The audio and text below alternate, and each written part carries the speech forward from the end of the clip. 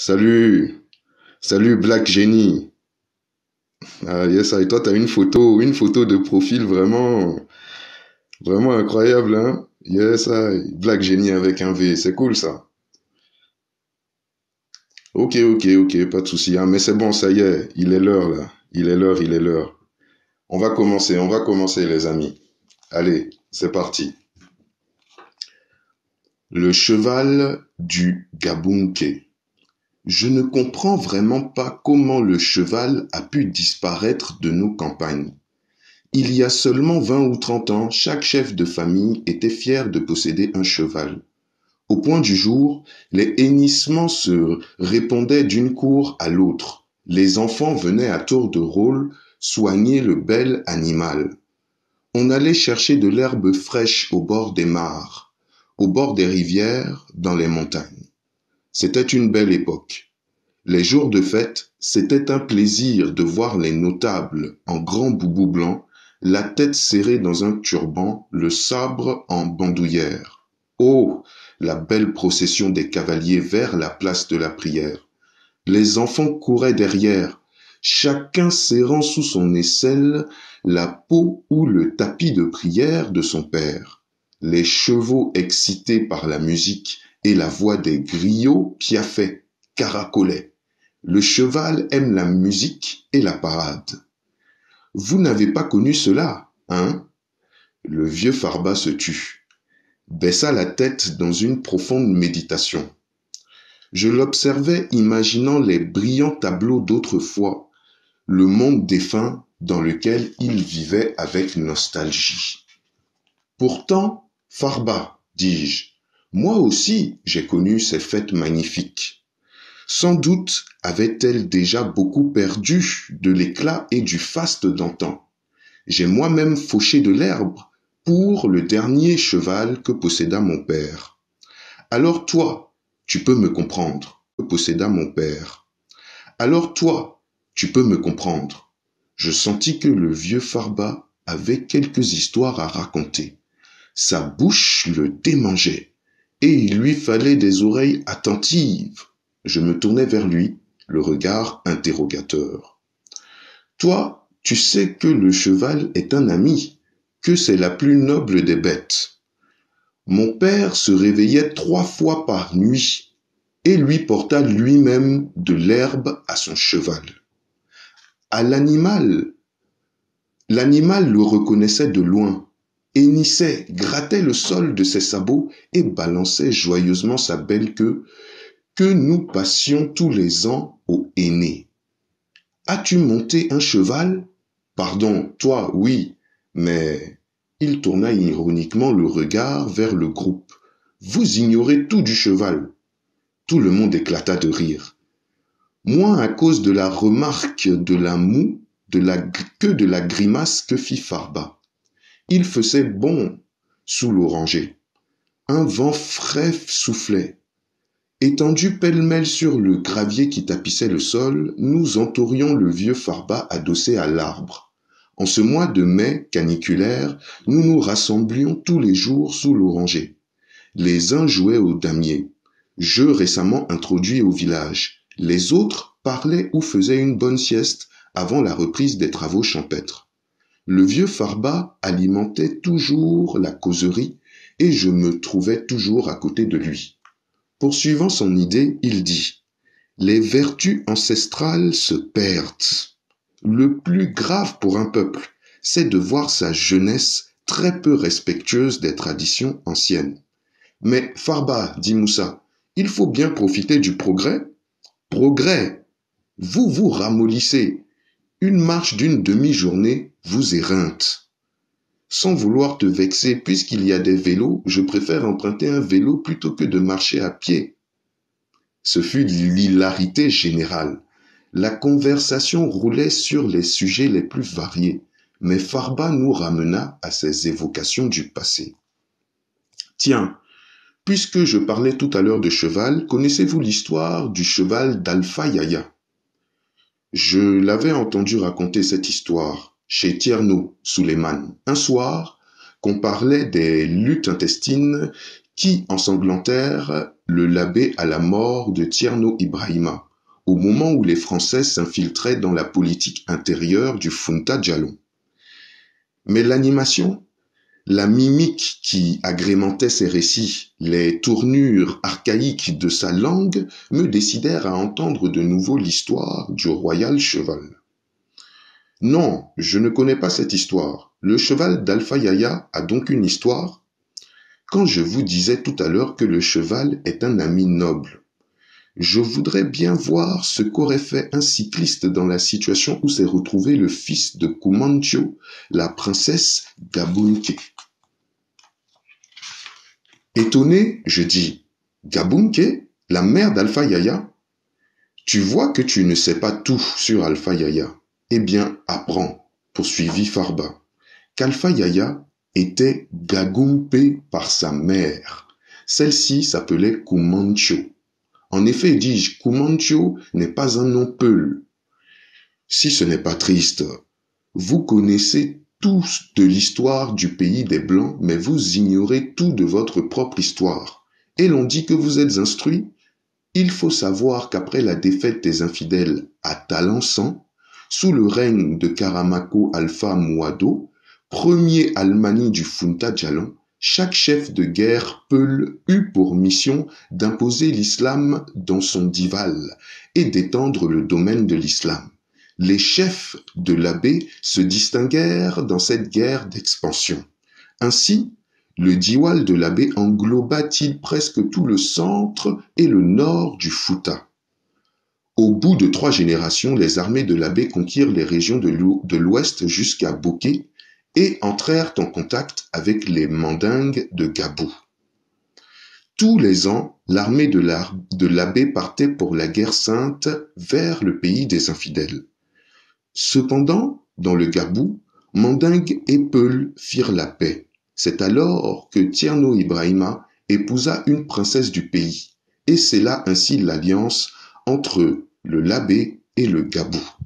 Cette princesse du nom de Kumancho est la mère d'Alpha Yaya. Je déclamerai pour toi un jour le beau poème de mon oncle Farba Keba qui commence ainsi. Gabon, terre de culture et de foi. Gabon, pays des chevaux et des génisses. Là-bas, au pays des vallées fertiles et des vergers épanouis. Mais revenons à Alpha Yaya. C'est au pays de sa mère Kumancho qu'Alpha Yaya a grandi. Il ne vint à l'abbé qu'à l'âge de 16 ans. Il parlait bien le mandingue. Son poulard était émaillé de mots mandingues aussi. On le considérait comme un étranger. Ah, je comprends. C'est pourquoi ses frères se liguèrent contre lui et qu'une guerre inexplicable s'engagea entre lui et ces derniers à la mort de leur père Thierno Ibrahima. Tu vois qu'il faut remonter dans le passé pour comprendre certaines choses. Il faut dire aussi qu'Alpha Yaya était plein d'orgueil. Il était rentré à Fouta avec tout son groupe d'âge, tous des cavaliers d'élite, et la plupart étaient des mandingues fanfarons pleins de morques. Mais revenons à notre cheval.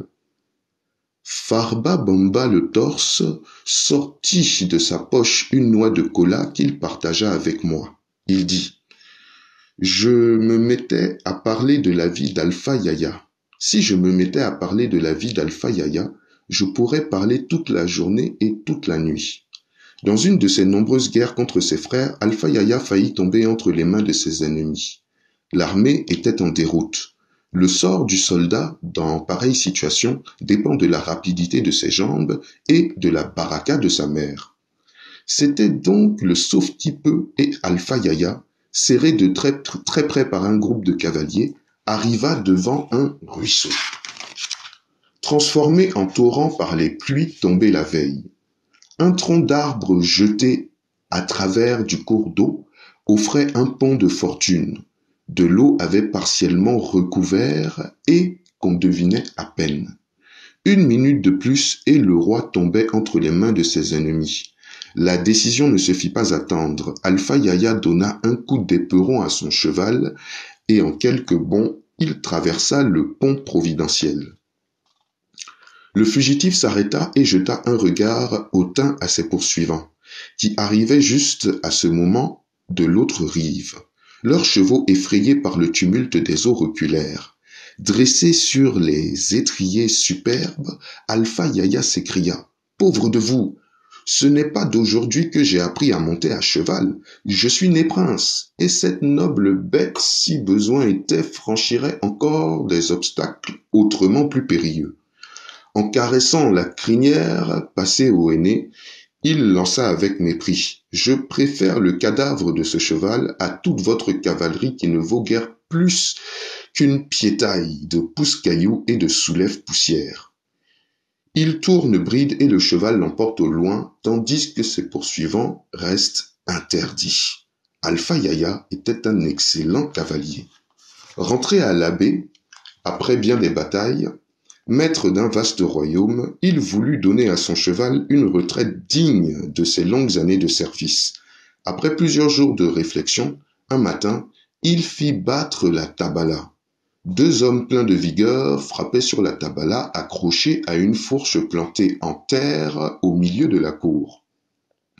On ne battait la tabala qu'aux grandes occasions, soit pour réunir promptement l'assemblée générale des notables du canton, soit pour annoncer une nouvelle d'une grande importance pour tout le monde.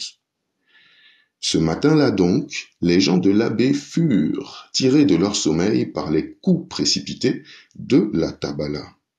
Les notables et les alphas s'habillèrent à la hâte, et par les sentiers de la ville convergeant vers la place de la mosquée, le flot des adultes s'écoula lentement.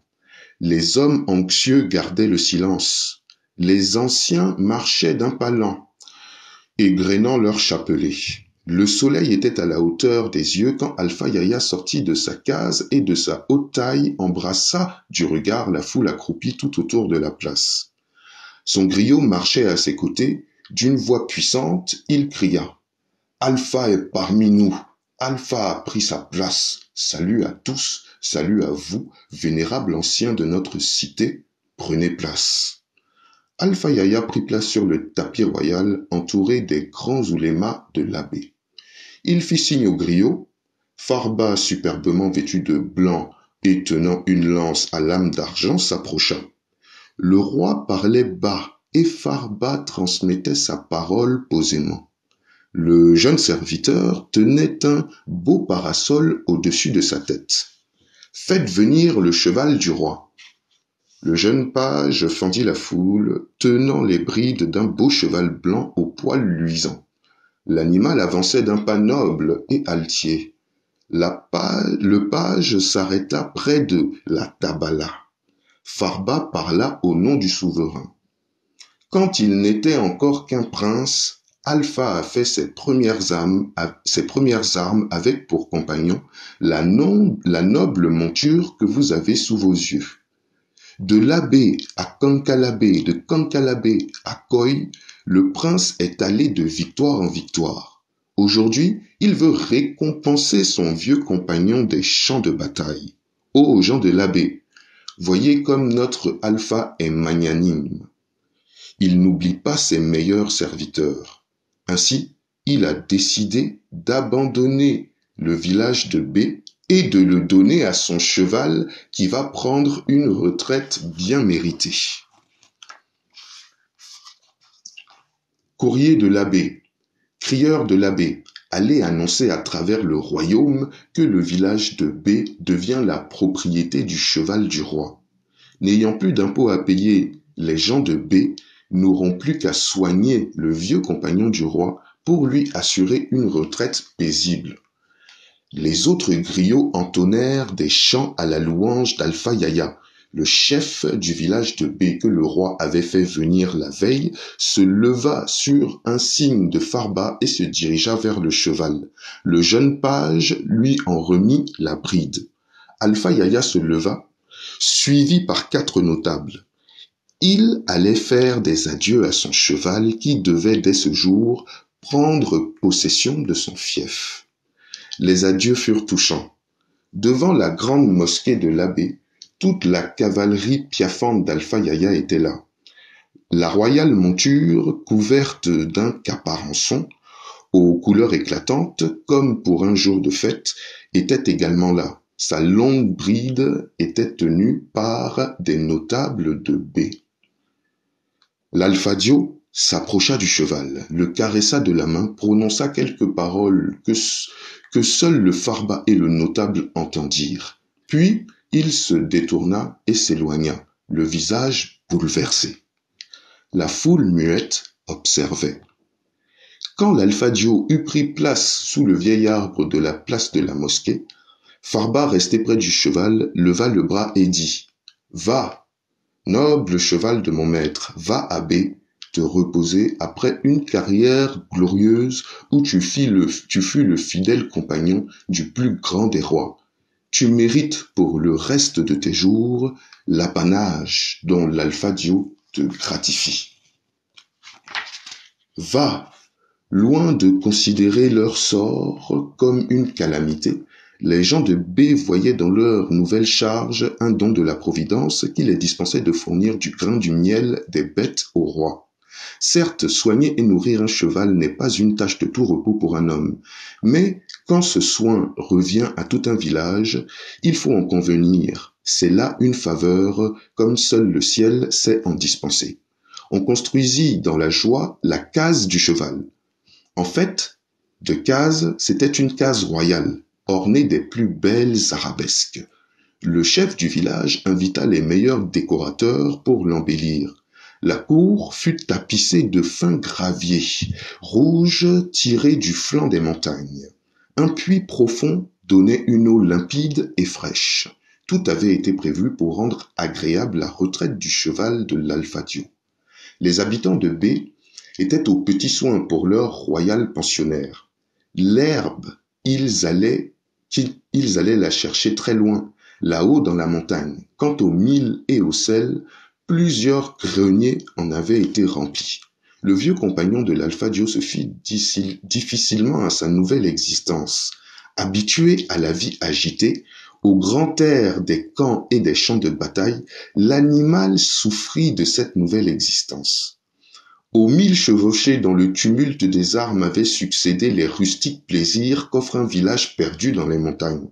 Cependant, l'habitude ne tarda point à venir, et le cheval du roi apprécia bientôt à sa juste valeur la munificence du souverain. Il engraissait et prit du ventre.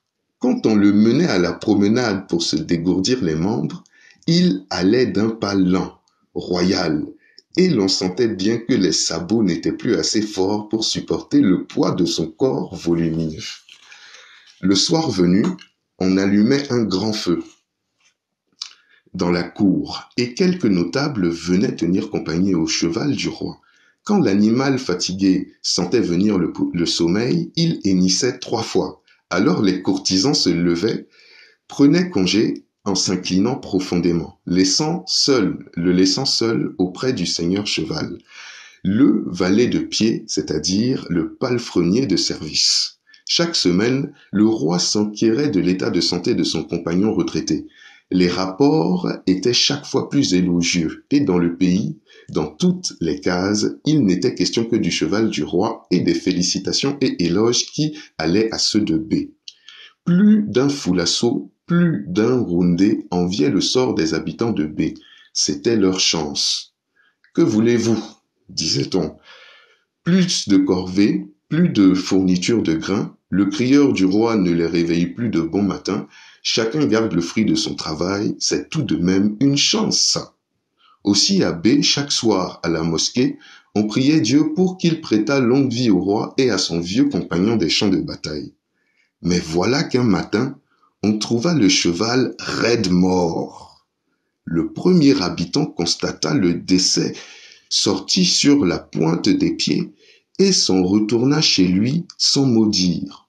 Comme tous les matins, les hommes de B, avant d'aller au champ, passaient faire leur cour au vieux compagnon du roi. Bientôt tout le village fut informé sans que la nouvelle eût été chuchotée de bouche à oreille comme cela se fait d'ordinaire pour les faits divers. Grande fut la consternation. Le chef de village prit son courage à deux mains, fit battre le tambour, et tous les hommes qui savaient de quoi il s'agissait se rendirent à la cour. Comment annoncer la nouvelle au roi? Qui prendrait sur lui de porter l'affreux message à la cour royale? On connaissait l'amour et l'amitié du souverain pour son vieux compagnon. On connaissait aussi les colères du roi. Avoir échappé à 100 batailles aussi meurtrières les unes que les autres et mourir subitement, à peine la retraite commencée, alors que tout un village est aux petits soins pour vous, voilà qui mérite explication. D'aucuns croiront que c'est le destin. Il était écrit que le compagnon du roi ne profiterait pas longtemps de la vie paisible et de tout le bien que le souverain lui voulait. Tout homme, tout être a un destin fixé par Dieu dès le jour de sa naissance. Allez dire cela au roi. Les notables de B s'étaient réunis. Mais jamais assemblée ne fut plus embarrassée. Jamais palabre ne fut plus muette. On se regardait en silence, personne ne savait comment rendre compte au roi du malheur qui le frappait. Mais tous devinaient celui qui les menaçait. C'est sur ces entrefaits qu'arriva au village un Farba voyageur. Les ruelles étaient désertes, les femmes consternées n'avaient pas encore allumé le feu dans les cuisines. Même les enfants sentant à la mine des parents qu'un malheur était arrivé avaient arrêté leur jeu. Le voyageur trouva tout cela étrange. Il se dirigea tout droit chez le chef de village et tout de suite il comprit. « Moi, je puis annoncer la nouvelle au roi et je garantis que tout se passera bien, » dit l'homme de la parole. Tous les regards se fixèrent sur lui, que la Providence, toujours généreuse, envoya aux gens de B. « Je te promets une vache et son veau, dit le chef, si tu t'acquittes avec bonheur de cette délicate mission. J'ajoute un mouton au cadeau du chef, dit une voix sortie de l'assemblée. Et moi, un panier de maïs et une gourde de miel, dit une autre voix.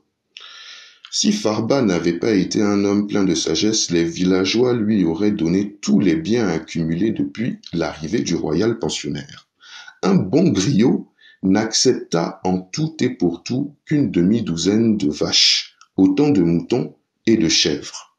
Après force prière, il accepta quelques paniers de fonio et de maïs. Le tout fut placé sous la garde du chef et le voyageur continua sa route vers l'abbaye. Le roi, comme à son habitude, était assis à l'ombre de la mosquée, entouré de têtes enturbanées et de chefs de guerre aux sabres étincelants d'or et d'argent. L'habile griot s'arrêta à une distance respectable, chanta l'hymne aux chevaux, s'adressant à Alpha Yaya. Dial, dial, diallo, l'hymne aux chevaux, s'adressant à Alpha Yaya.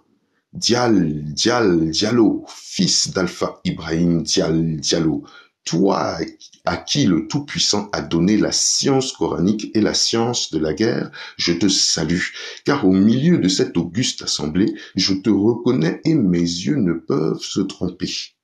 Le Farba voyageur qui venait du Fouta Toro connaissait la généalogie complète du prince. Il parcourait le pays en bon griot, s'instruisant et en même temps s'enrichissant à la cour des rois. Ses chants et ses louanges furent appréciés de tous. Le roi le fit s'asseoir près de lui, et l'homme de la parole amusa l'assemblée par 1000 anecdotes. Son récit de voyage intéressera le souverain au plus haut point. « Tu es donc passé par le village de B, demanda Alpha Yaya. Et tu as vu mon cheval? Oui, Majesté. Oui, Majesté, je suis passé par le village de B et je l'ai vu dans la plaine couché dans l'herbe. Sans doute prenait-il un bain de soleil, dit le souverain. Il était couché et ne bougeait pas. Il avait des pattes en l'air et les mouches entraient et sortaient de sa bouche ouverte. Mon cheval est mort, s'écria le roi. C'est toi qui l'as dit au roi, s'empressa de répondre le griot. Un silence de mort s'abattit sur l'assemblée. Pauvre de moi, dit le voyageur en rompant le silence. Pauvre de moi, ainsi c'est moi qui devais annoncer au magnanime Alpha Dio la mort de son fougueux compagnon de guerre. et il soupira comme un homme accablé. Gloire à Allah, maître de l'univers, dit un des marabouts de la cour, tout vient de lui et tout retourne à lui. Gloire à Dieu, reprit le Farba voyageur, sa grandeur est infinie. J'ai vu abbés, hommes et femmes pleurer. J'ai cru tout d'abord que le chef ou quelques notables étaient décédés. Et lorsque je vis le corps de ton cheval, ô roi, j'ai compris que plus que la mort d'un chef, un vrai malheur avait frappé les gens de B et tout le Diwal. Voilà pourquoi, en m'abordant, tu as chanté l'hymne aux chevaux, dit l'Almani. Le griot répondit avec emphase.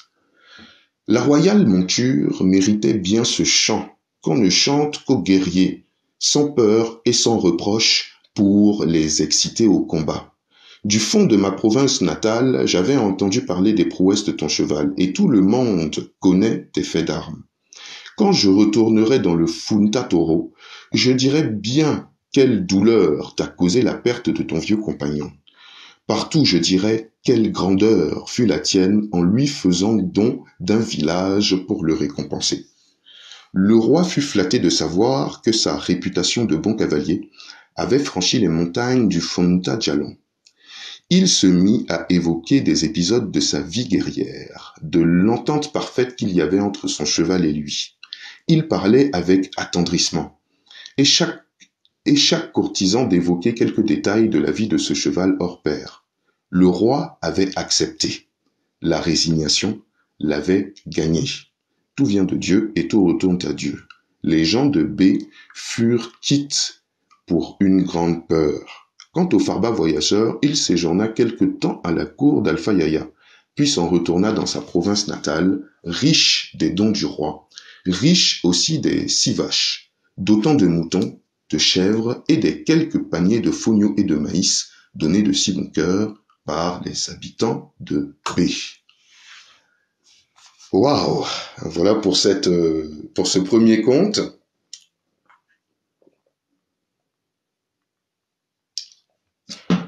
Donc vraiment sur l'amour entre un cheval et l'homme. En fait, le cheval a toujours été quelque part l'ami de l'homme.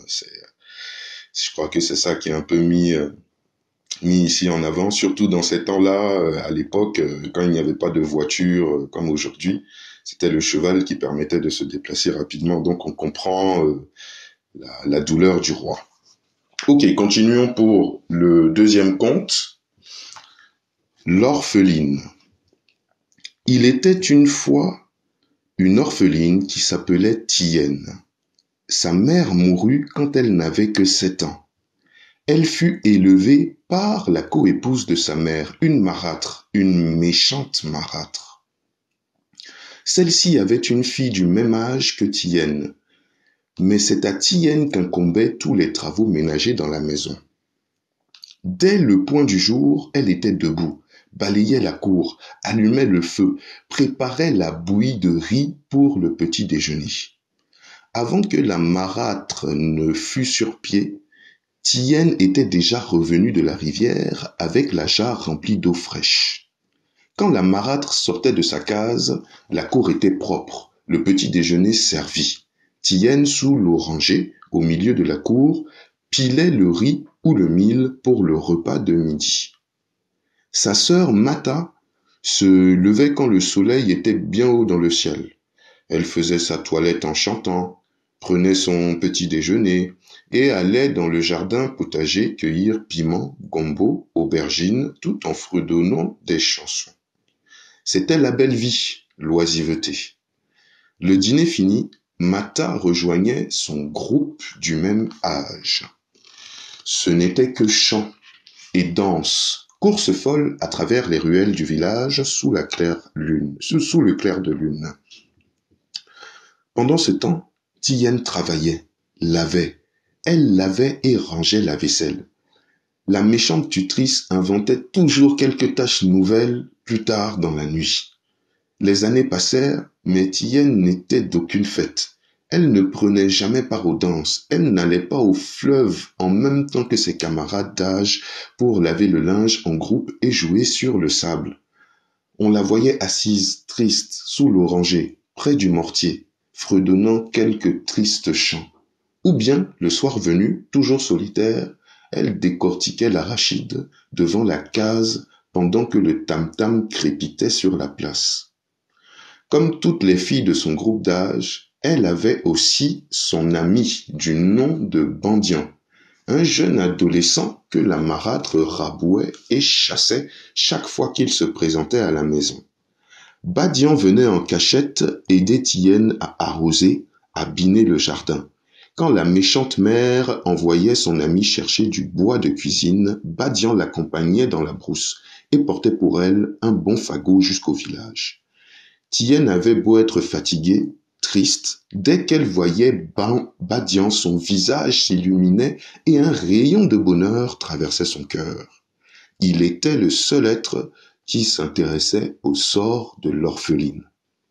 Par les nuits de claire lune, quand toute la jeunesse chantait et dansait, Tienne se morfondait à la maison et Badian errait solitaire, ne prenant pas part à la joie collective qui faisait vibrer la place sous les rugissements du tam-tam.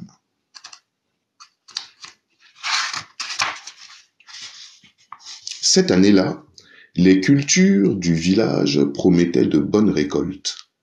La fête du riz, qui était toujours l'occasion de grandes manifestations, s'annonçait grandiose.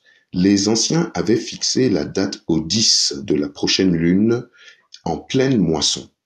Dès que le croissant se montra au couchant, la fièvre s'empara de tous les villages alentours. Des coups de feu se répondirent de village en village pour saluer la lune de l'abondance. Alors commencèrent les préparatifs de la fête. Il y avait dans un village voisin une coiffeuse célèbre. C'est chez elle que se rendaient les jeunes filles pour se faire coiffer toutes belles. Les jeunes filles du groupe d'âge de Tienne décidèrent de se rendre ensemble dans ce village. C'était un petit voyage, car il fallait une journée de marche pour arriver à ce village et une autre journée pour le retour. Le 3e jour de la nouvelle lune, le groupe de jeunes filles quitta le village, chacune emportant un peu de provisions de bouche. Mata était du voyage, mais Tienne était restée, n'ayant pas eu l'autorisation de la marâtre. Mais quelques jeunes filles qui avaient beaucoup d'amitié pour l'orpheline n'avaient pas voulu l'abandonner. Elles l'aidèrent dans les travaux de la méchante femme, que la méchante femme avait imposé à Tienne avant de pouvoir partir chez la coiffeuse. Ensemble, elles balayèrent la cour. Elles pilèrent le mil, le fonio, le maïs, pendant que certaines jeunes filles faisaient la cuisine. D'autres étaient allées en brousse ramasser du bois. Les braves filles firent tant et si bien qu'avant le milieu du jour, tout était fait. La cour était propre, le linge lavé, le repas de midi prêt, le riz, le maïs, le mil pilé et bien rangé. Les calebasses lavées et frottées brillaient au soleil. Tienne, toute heureuse, courut annoncer à la marâtre que tout était fait. « As-tu balayé la cour ? » ?»« Oui, mère, j'ai balayé la cour. »« As-tu bien frotté les calebasses ? » »« Oui, mère, j'ai bien frotté les calebasses. »« Le repas est-il prêt ? » »« Oui, mère, le repas est prêt. »« As-tu pilé le riz et le maïs ? » »« Oui, mère, j'ai pilé le riz et le maïs. »« As-tu rempli d'eau toutes les jarres ? » »« Oui, mère, j'ai rempli toutes les jarres. »« Va donc voir si la grande jarre de la cour est remplie. » D'une traite, l'orpheline fila jusqu'à la jarre de la cour. C'était un grand vase qu'on remplissait d'eau pour les passants, une jarre publique. Elle était vide. La marâtre lui lança: « Tu n'iras te coiffer que lorsque cette jarre sera pleine. » Aussitôt Tienne et ses camarades coururent jusqu'au puits. Mais la jarre était percée. Comment peut-on remplir une jarre percée? La méchante femme avait percé le fond du vase. Découragés, les camarades de Tienne dirent: « Nous partons. Si ta mère te laisse venir, tu trouveras une branche fraîchement cueillie que nous mettrons en travers du bon chemin, quand tu arriveras au carrefour des 3 sentiers au pied de la montagne. » Et elles filèrent vers le village de la coiffeuse. La pauvre orpheline s'assit près du vase percé et se mit à pleurer. Le soleil déclinait à l'horizon. Quand le soleil disparut derrière la montagne, la méchante tutrice sortit de la case et dit: « Tu n'as donc pas rempli la jarre ? Le fond est percé. » Ne pouvais pas-tu le dire plus tôt? Allez, va chez la coiffeuse. Cours, rattrape tes camarades, petite et cervelée. Alors Tienne bondit de joie, fit rapidement un baluchon et s'échappa comme un oiseau qu'on libère. Elle courait, courait. Il fallait qu'elle arrive au carrefour des 3 sentiers avant le crépuscule. En route, elle rencontrait des paysans qui rentraient au village. Ils la regardaient sans comprendre pourquoi cette course folle à cette heure tardive. Elle arriva tout essoufflée au carrefour des 3 sentiers. Le vent avait emporté hors des sentiers la branche que les camarades avaient placée là. Elle resta perplexe un instant. La nuit tombait. Tant pis, je prends le sentier de droite, se dit-elle, et elle se mit à courir. C'était déjà la nuit. La lune, toute mince et pâle, éclairait faiblement la campagne. L'orpheline s'arrêta soudain. Le sentier donnait sur une grotte au pied d'une haute montagne. Une femme était assise à côté d'un feu sur lequel bouillait une marmite dont s'échappait une exaltante odeur de viande. La femme s'écria: « Qui es-tu, pauvre petite? Que viens-tu faire dans l'antre du monstre? Je suis l'épouse du monstre redouté dont vous ont parlé les chasseurs. Pauvre petite, quand mon mari sera là, il te mangera. » Alors Tienne raconta son histoire, et la femme du monstre lui dit: « Eh bien, si tu es courageuse, moi, je peux te coiffer, et tu seras la plus belle jeune fille du pays. Mais si tu as peur, mon mari te mangera. »« Coiffe-moi, mère, dit Tienne, je n'ai pas peur, coiffe-moi, mère. » Alors l'étrange épouse du monstre alluma une lampe à huile et entra avec Tienne dans la caverne. La lampe magique inonda la caverne de lumière. On voyait accrochés sur le paroi des squelettes de chasseurs que le monstre avait tués. Des crânes humains étaient jetés en vrac dans un coin. La femme du monstre étendit une natte et elle observa Tienne. L'orpheline embrassa d'un regard circulaire la caverne macabre, puis sans dire mot, sans un frisson, elle se coucha et posa la tête sur les jambes étendues de la femme du monstre. Où le courage paie. À peine la femme avait-elle commencé à couvrir la tête de Tienne de fines tresses qu'un bruit effroyable fit trembler la terre et les squelettes. La tête de Tienne de fines tresses qu'un bruit effroyable fit trembler la terre et les squelettes furent secoués sur les murs, tandis que les têtes roulaient éparses dans la grotte. Wow, wow, wow, wow, yi, wow, wow, yi, yo. C'était le cri formidable du monstre rentrant de chasse. Sœur parlait de ce cri formidable qui vous glace de peur et vous empêche de courir. L'orpheline répliqua dans un chant improvisé. « Coiffe-moi, mère, coiffe-moi, couvre ma tête de tes tresses jolies. Coiffe-moi, je n'ai pas peur, la peur n'éloigne pas la mort. Coiffe-moi, fais-moi de jolies tresses. » Alors le monstre fut d'un bond devant la grotte, outré de voir qu'un être humain le narguait. Il poussa un cri encore plus formidable, et l'orpheline dit: « Coiffe-moi comme il faut, mère, couvre ma tête de tresses jolies, je n'ai pas peur de la mort. » Le monstre furieux entra dans la grotte et avala l'orpheline des pieds jusqu'à la taille. Étienne de chanter encore: « Coiffe-moi, mère, coiffe-moi, comme il faut, je n'ai pas peur de la mort. Coiffe-moi, mère, couvre ma tête de tresses jolies. » Le monstre, voyant que la jeune fille était vraiment courageuse, lâcha prise et dit: « Femme, coiffe cette enfant, qu'elle soit la plus belle de tout le pays. » Au point du jour, quand la coiffeuse eut terminé son œuvre, le monstre passa la main sur la tête de la jeune fille. Aussitôt ses cheveux se couvrirent de bijoux d'or et d'argent. Il passa la main sur le visage de Tienne, qui rayonna d'une beauté radieuse. Ses yeux eurent l'éclat de l'étoile du matin, et ses belles dents blanches brillèrent enchâssées dans des gencives d'un bleu indigo. Tien sourit et l'éclat de ses dents illumina la grotte. Le monstre avait pris une forme moins horrible. En réalité, c'était un génie au pouvoir extraordinaire. Il dit, « Te voilà belle, va donc te mirer à la source. » En effet, près de la grotte coulait une source d'eau, très limpide. Tien se pencha sur l'eau et ne se reconnut pas. Sa tête couverte d'or et d'argent brillait de mille éclats. Elle sauta de joie et se mit à battre les mains.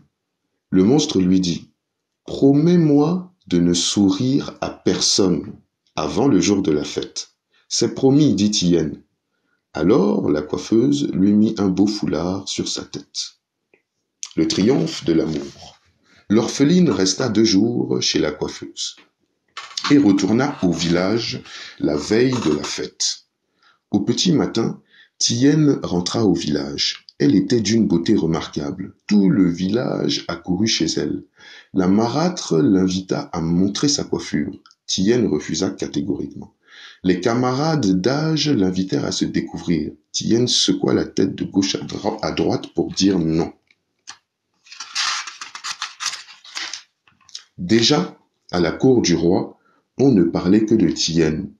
Le roi fit venir Tien. Elle arriva à la cour suivie d'une foule nombreuse. « Montre ta coiffure au roi, dit la marâtre d'une voix douce, et souris ma fille. Je te donnerai une vache. » Tien refusa. Alors le roi dit, « Découvre ta coiffure et souris, belle Tien, je te donnerai un troupeau de 100 bœufs, je te donnerai un sang de toutes choses. » Tien refusa catégoriquement en secouant la tête. Alors son jeune ami, Badian, son jeune compagnon, s'approcha d'elle et dit, « Oh ma belle, à moi tu ne saurais refuser de sourire. » À peine avait-il fini de parler que Tien sourit. Le soleil pâlit aussitôt sous l'éclat des dents de la belle Tien. Toute la foule fut éblouie et poussa des cris de joie. Le roi lui donna un sang de toute chose et voulut la donner en mariage au prince. Tien pleura et s'enfuit. Mais le monstre vigilant avait fait suivre Tien par un oiseau. Quand Tien fut seule devant la case, elle entendit l'oiseau chanter. La mère de Tien invita Tien à sourire. Tien refusa de sourire. La mère de Tien offrit une vache à Tien et Tien refusa de sourire. Le roi promit un troupeau de bœufs à Tien et Tien refusa de sourire. Mais aussitôt que l'ami de Tien l'invita à sourire, la belle Tien sourit et montra ses belles dents. Tien se leva et vit l'oiseau qui s'envolait vers le repère du monstre. D'arbre en arbre, l'oiseau s'arrêtait et chantait. Tien courait toujours après l'oiseau vers la grotte. Tien courait, elle courait en pleurant car elle n'avait pas respecté la parole jurée. Elle arriva en larmes essoufflée devant la grotte et l'oiseau chanta. La mère de Tien invita Tien à sourire, Tien refusa de sourire. La mère de Tien offrit une vache à Tien et Tien refusa de sourire. Le roi promit un troupeau de bœufs à Tien et Tien refusa de sourire. Mais aussitôt que l'ami de Tien l'invita à sourire, la belle Tien sourit et montra ses belles dents. La pauvre orpheline tomba à genoux et fondit en larmes. « Ne pleure pas, dit le monstre. Tu n'as pas été parjure. Tu as cédé à l'amour. Or, l'amour est sacré. C'est le seul bien que l'homme emporte dans l'au-delà. Va, Tien, sois l'épouse de Badian. Il t'aime. » Alors le monstre frappa avec une baguette l'arbre dressé devant la grotte. Aussitôt Tien se vit entouré d'une foule de serviteurs habillés de riches habits. L'un d'eux avança un beau cheval blanc. 2 écuyers mirent Tien en selle, et le riche cortège nuptial se mit en route. Le monstre donna une dot fabuleuse à Tien. Devant tant de richesses, la marâtre dit à sa fille, « Va toi aussi à la grotte du monstre, va, et fais-toi coiffer par sa femme. » Mata partit. « Que viens-tu faire ?» lui demanda la femme du monstre. « Je viens me faire coiffer. Je vais être plus belle que ma sœur Tien. »« Mais seras-tu courageuse ? Mon mari est le monstre mangeur d'hommes. » Ma sœur n'a pas eu peur. Pourquoi aurais-je peur ?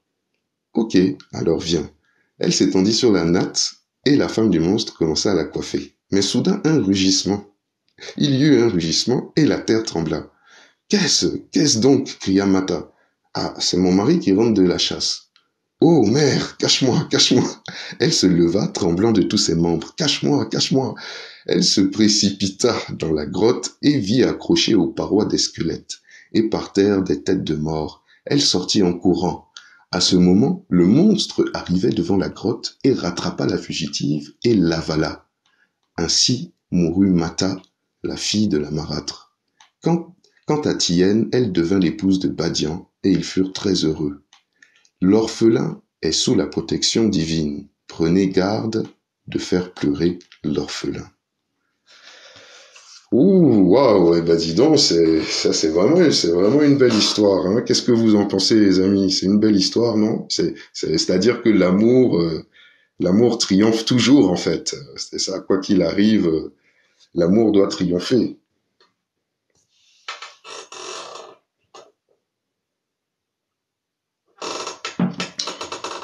Ok. Bon, sans plus attendre, nous allons passer au troisième et dernier. Voilà, ça va être le dernier. Ok. Alors, c'est parti. Nanyuma. Siramori raconte. C'était un ménage de pauvres paysans. Avant le jour, l'homme allait au champ. Travaillait ne prenant de repos que lorsque son épouse lui portait le petit déjeuner qui consistait en une bouillie de riz ou de mil. C'était grand luxe. Le jour où Nanyuma, c'est le nom de la femme, faisait accompagner la bouillie d'un peu de lait caillé. Mais il s'aimait et travaillait courageusement sur le petit champ familial. Le soir, l'homme rentrait rompu de fatigue. Quelquefois, il apportait à sa femme une grosse bûche pour le foyer de la case.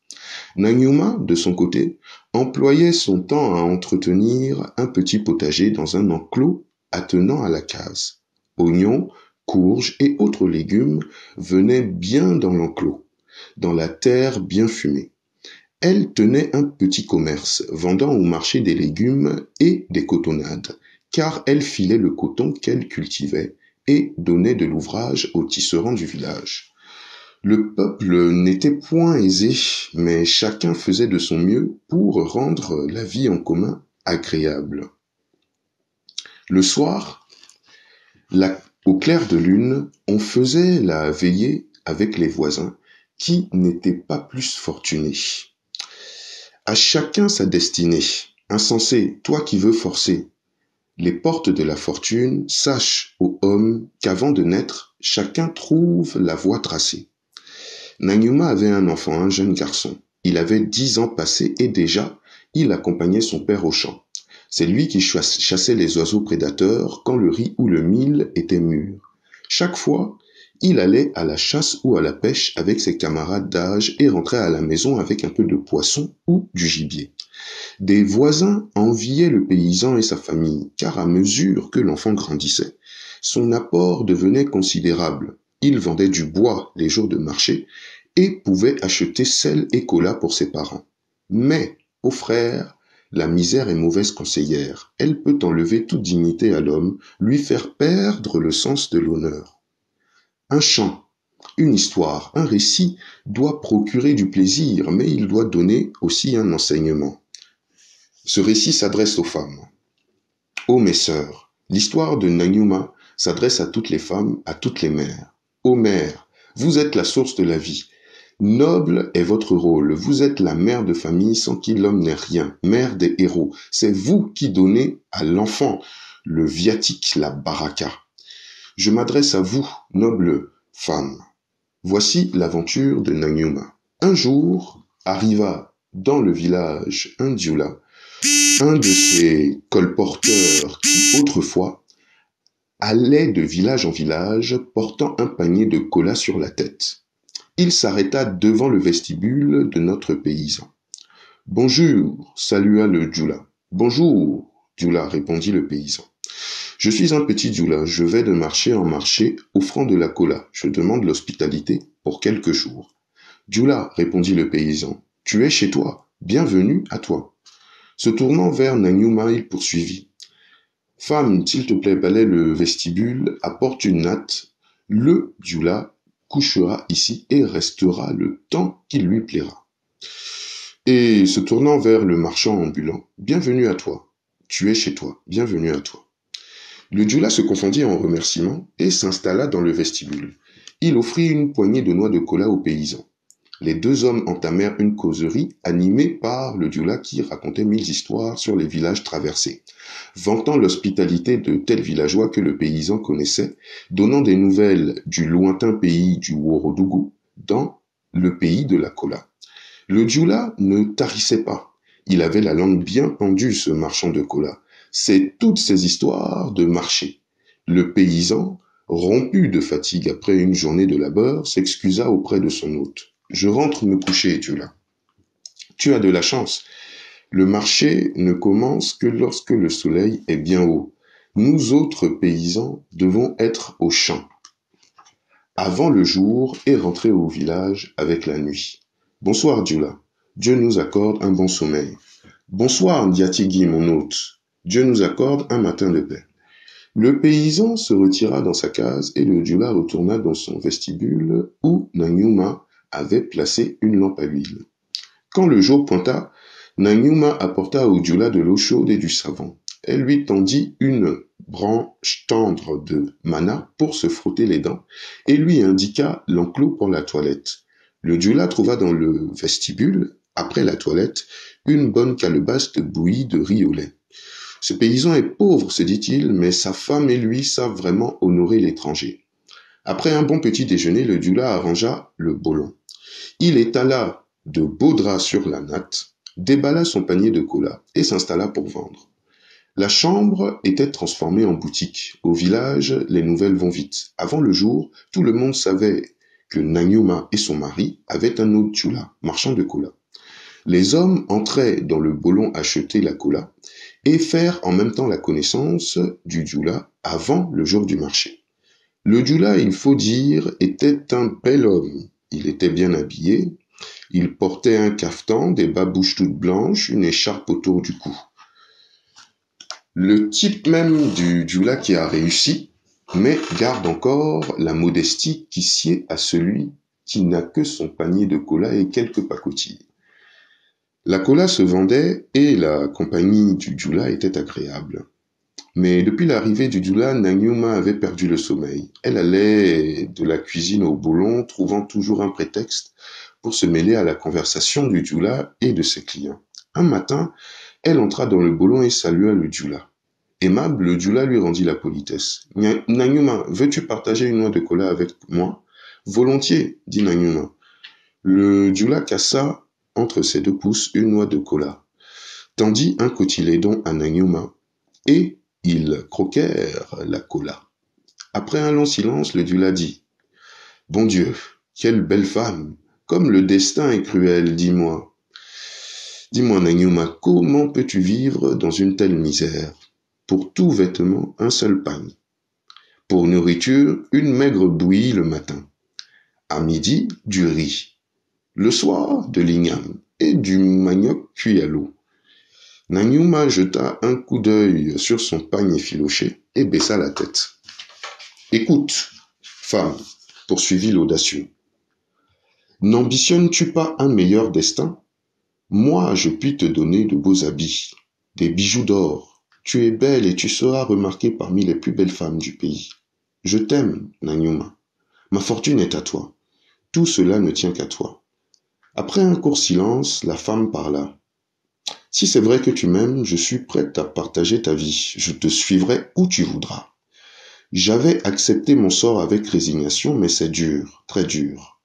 Quand finira ce calvaire, Dieu seul le sait. » « Belle Nanyuma, reprit le Djula, si tu le veux, nous partons, nous irons de marché en marché, tu auras de beaux habits. Fini l'âcre fumée de la cuisine, fini le riz sans sel, le réveil matinal. Regarde tes mains calleuses. Oh Dieu, suis-moi, tu seras heureuse. Écoute, je prends congé de ton mari ce soir même. J'ai fait suffisamment d'affaires ici. Je pars demain et t'attendrai sur la colline derrière le village. Je t'y attendrai toute la journée, s'il le faut, toute la nuit. » Nanyuma se leva, jeta au Djula un coup d'œil qui en disait long, sortit, vaqua à ses occupations, chantonnant des chansons du temps de sa jeunesse, comme la vie était prometteuse. Alors, comme la lune était belle, belles les nuits de tam-tam. Fini oublier les beaux jours. À présent, le devoir austère de la mère, le devoir austère de l'épouse. Elle chantait, et cela lui gonflait le cœur d'une soif de vivre. En pilant le riz, elle claquait des mains, et en lançant le pilon. Une vigueur nouvelle secoua tout son être. Le soir tomba.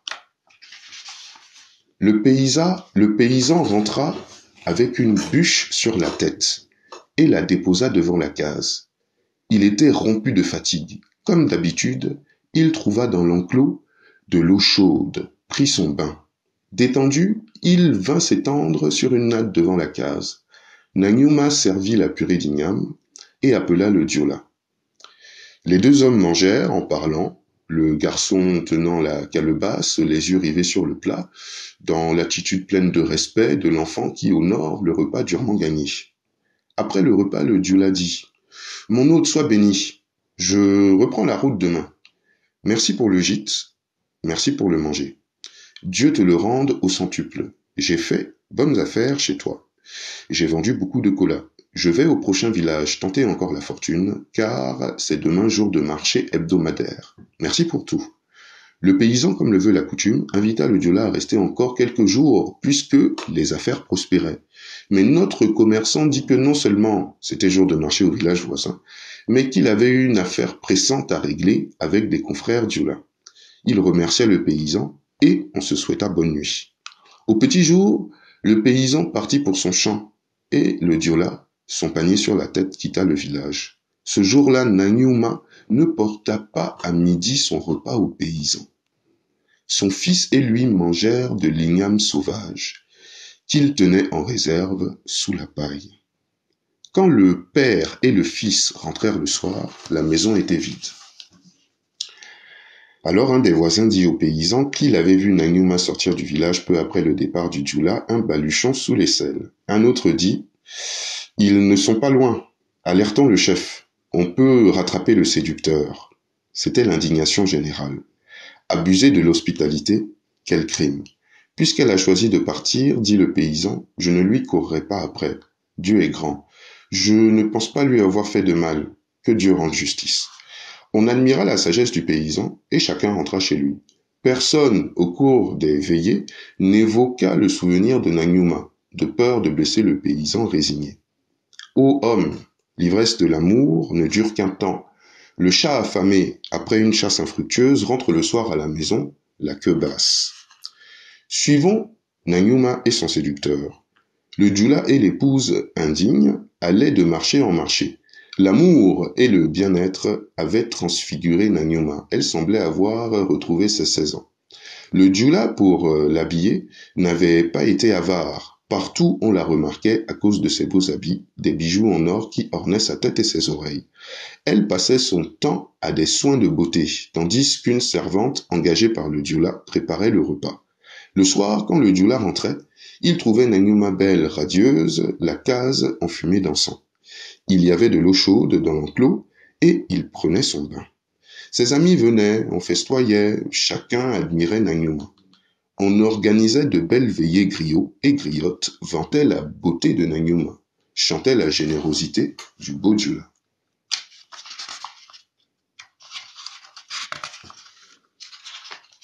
Vivons, amis, le bonheur ne dure qu'un temps. C'est vrai, le malheur aussi n'est pas éternel, tout a un terme ici-bas. À peine entrevu, le bonheur s'évanouit si le monde est invivable. L'au-delà, cependant, n'est pas un séjour souhaitable. Vivons, amis, le bonheur est éphémère. Qui connaît le terme de la vie? La mort vient quand on ne l'attend pas. Cependant, vivons. Vivons pendant que nous sommes sur terre. Au fil des mois, la fortune du Diola Noceur s'effrita. Alors commencèrent des jours sombres. Le soir, l'odeur de l'encens l'agaçait. Les câlineries de Nanyuma l'énervaient. Une guigne inexplicable semblait attachée à ses pas. Un soir, il rentra sans un sou. Pas une noix de cola n'avait été achetée. Au marché, les clients se dirigeaient vers d'autres djullas, alors qu'il avait les plus belles noix fraîchement venues du Ouagadougou. Femmes et hommes le regardaient crier, gesticuler, vanter ses colas, et allaient acheter chez le djullah d'à côté. Ça, ce n'est pas normal, se disait notre djullah. Ça n'est pas normal. Il rentra à la maison en colère. Nanyuma le salua. Il ne répondit pas. Il ne prit ni son bain habituel, ni son repas. « Mais qu'y a-t-il » demanda Nanyuma de sa voix la plus douce. Se dressant de toute sa hauteur, le djullah cria. « Il y a que depuis que tu es sous mon toit, rien ne va plus. Tu m'as apporté la guigne, mes colas ne se vendent plus. Ma fortune a fondu en moins de 3 ans. Je comprends pourquoi ton paysan laborieux n'a jamais fait fortune. Tu portes malheur. Mais j'ai des bijoux, vendons-les. Mes bijoux, oui. Je vais les reprendre. » Il dépouilla Nanyuma de ses bijoux et dit sur un ton cynique. « Va où tu veux, femme porte-malheur, quitte ma maison, Dieu fasse que je ne te rencontre plus sur mon chemin. » Et il chassa Nanyuma. La nuit était noire. Nanyuma se blottit contre la case, gémissant, implorant le pardon du djullah qui resta sourd. Alors, à l'aube, elle reprit son baluchon, et une nuit, elle avait vieilli de 10 ans, et en une nuit, elle avait vieilli de 10 ans. Elle retourna au village, rentra furtivement dans la case de son père. « C'est moi, ta fille Nanyuma, dit-elle. Mais on te croyait partie pour toujours. » Alors elle raconta sa terrible mésaventure. « C'est bien dommage, dit son père. Ton ancien mari vient de me faire savoir que dans une semaine, ton fils et ses camarades d'âge vont subir la circoncision. Pauvre mère, tu ne pourras pas danser le soli comme les autres mères car tu as quitté la maison dans des circonstances que tu sais. Toutes les mères préparent la fête de la grande initiation. » Nanyuma pleura à chaudes larmes. Mais soudain, une idée traversa son esprit. « Bois, je danserai le soli de mon fils, je danserai comme les autres mères, laisse-moi faire. » Elle sortit. Le lendemain matin, le village fut réveillé par un tam-tam insolite. Tout le village fut dehors. Nanyuma avait réuni tous les griots et griottes du village, habillés de haillons, tenant en la main une vieille paire de chaussures. Elle précédait la danse. Elle chantait, et les griots et griottes reprenaient en chœur après elle. « Ô femme, écoutez le chant de Nanyuma. » Nanyuma abandonna son vieux mari et suivit la fortune d'un nouveau venu. Le séducteur abandonna Nanyuma et la pauvre Nanyuma revient à son vieux mari. Ah, la belle leçon, quelle belle leçon! Si tous les cas semblables étaient ainsi punis, la paix, c'est la paix que le monde connaîtrait. La pauvre Nanyuma avançait en haillons vers la maison familiale. Arrivée devant la cage du mari, elle s'arrêta de chanter et dit « Tiens, prends cette vieille paire de chaussures et venge-toi. Frappe, frappe-moi et soulage ton cœur. Je veux danser le soli de mon fils. » Elle pleurait, chantait et le cœur reprenait. Le pauvre paysan fut ému de ce spectacle lamentable. Il prit Nanyuma par la main et l'introduisit dans la case. La foule se dispersa. Nanyuma reprit sa place au foyer et dansa le soli de son fils, comme toutes les mères. Et voilà pour ce dernier conte, mes chers amis. Voilà. J'espère que ça vous a plu et que tous ces contes pleins d'enseignements auront pu abreuver votre esprit. Ça fait toujours du bien d'avoir un peu de la morale africaine, de la philosophie africaine, parce qu'au final, cette morale, cette philosophie, ces règles de bien vivre ensemble existent au travers des contes africains. Ouais, c'est vrai, c'est une histoire très touchante, très très touchante, en effet. Ok les amis, ça fait 1 heure de live, je pense que c'est pas mal. Donc, en tout cas, merci aux 17 personnes qui m'ont suivi pendant tout ce temps. Vraiment, je vous salue. Je vous souhaite tous longue vie. Et surtout, n'écoutez pas ceux qui méditent sur vous et qui essayent de vous rabaisser. Ayez confiance en vous-même et construisez votre avenir dans le silence. Et une fois que tout sera construit, chacun pourra voir le beau château de votre bonheur. Voilà, mes très chers amis. Donc, je vous dis vraiment à très bientôt pour de nouvelles vidéos. Je pense que je vais faire maintenant deux lives par semaine, voilà, où je raconterai des contes un peu de tous les pays. Et comme ça, voilà, ça sera pas mal, ça va animer un peu. Là, j'essaye de tout faire pour mettre la main sur le livre de Patrick Guémadon, Grève de serpent, pour vous le lire, voilà. Et je pense que ça aussi, ça sera bien. Prochainement, vous voudriez une histoire de Sundiata? Bon, écoutez, je vais essayer de trouver quelque chose, d'accord? Sundiata sous forme de conte. Je vais essayer de trouver ça, pas de souci. Ouais, merci à vous. Merci. Vraiment, portez-vous bien. Et on se dit à très bientôt. Portez-vous bien, les amis, hein, je vous salue. Passez une bonne nuit.